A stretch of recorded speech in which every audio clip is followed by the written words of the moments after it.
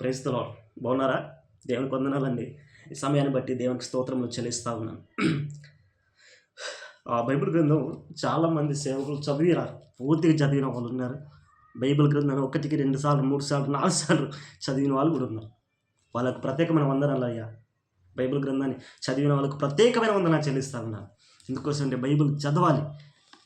చరిత్రలో మనకు తెలియని అనేక విషయాలు నేను బైబిల్ గ్రంథం విషయంలో చాలా స్పష్టంగా చెప్పగలుగుతాను. సృష్టిలో ఉన్న ప్రతి దాని ముద్రించబడింది.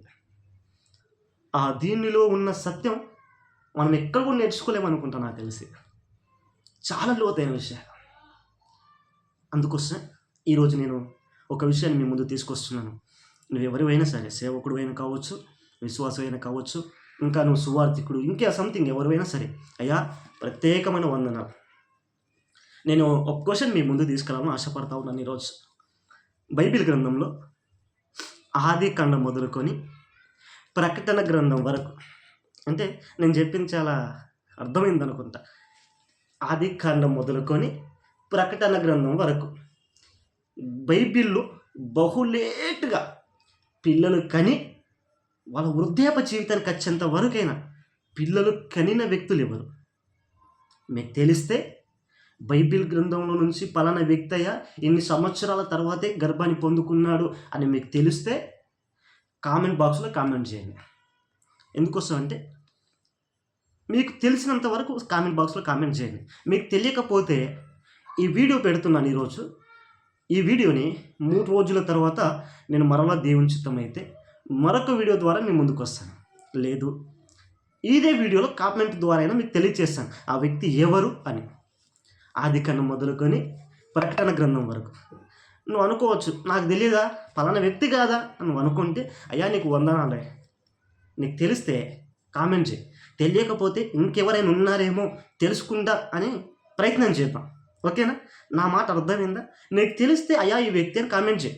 నీకు తెలియకపోతే నేను తెలుసుకోవడానికి ప్రయత్నం చేయాలని చెప్పేసి కూడా నువ్వు కామెంట్ చేయి. నేను నీకు సింపుల్గా ఆ క్వశ్చన్ ఏంటో తెలియజేస్తాను.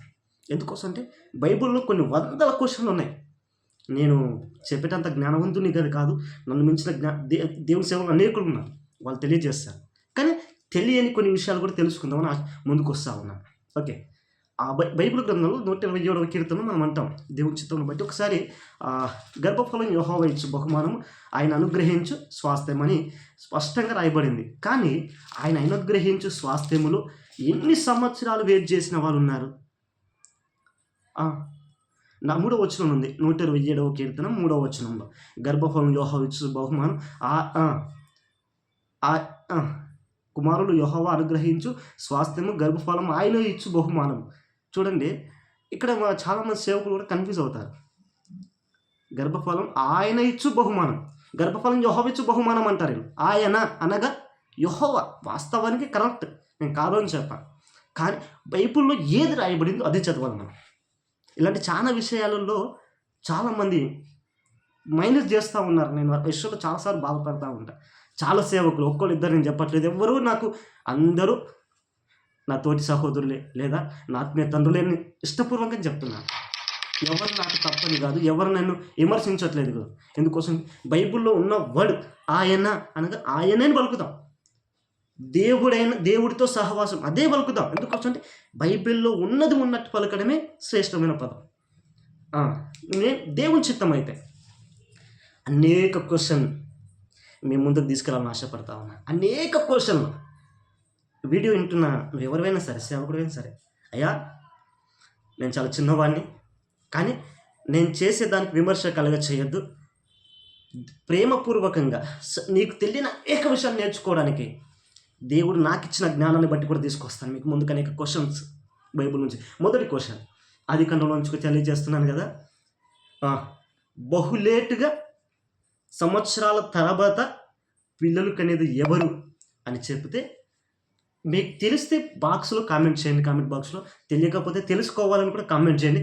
మీకు ఈ క్వశ్చన్ 3 రోజుల తర్వాత రివ్యూ చేస్తాను, ఎవరు అని మీకు తెలియచేయడానికి సిద్ధపడతా ఉంటాను. ఇంకా దేవుని చిత్తం అయితే ఇంకా అనేక క్వశ్చన్స్ మీ ముందుకు తీసుకురావాలని ఆశపడతా ఉన్నాను. ప్రైజ్ ది లార్డ్ అండి.